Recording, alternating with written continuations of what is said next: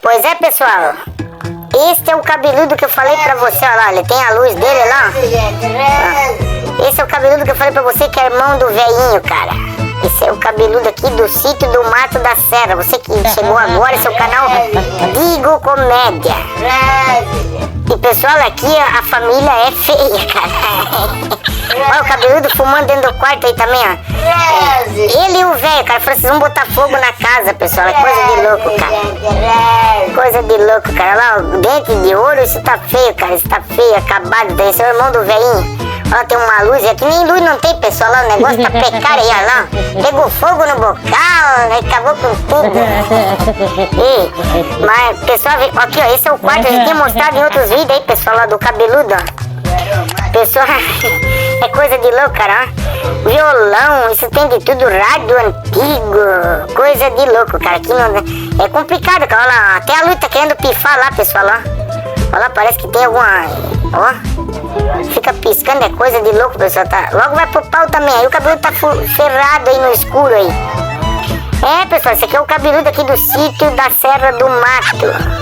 Aqui nós moramos é sítio, aqui é serra. Pessoal, é isso aí, cara. Esse é você que gosta de comédia, vem pra cá, nós temos esses vídeos aqui, temos aqui, ó, piada, tem vídeo engraçado, tem de tudo, pessoal. E tudo aqui, você que ainda não é inscrito, vale a pena se inscrever aí, deixar o seu like, se você gostar do vídeo, deixa o seu like aí. Pessoal, mas é isso aí, pessoal, nós estamos... mas cara, é por isso que eu peço ajuda de vocês aí, cara, deixa o seu like pra divulgar esses conteúdos aí. Pessoal, mas vou ter que deixar o homenzinho descansar também.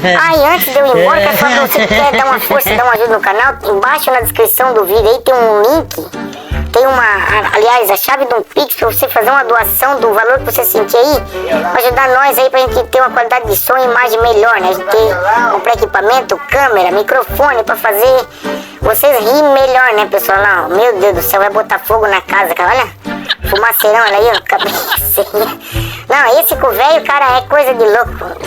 Você quer conhecer mais histórias cabeludas desses homens? Vem pra cá, se inscreva no canal aí. Valeu, pessoal, até a próxima.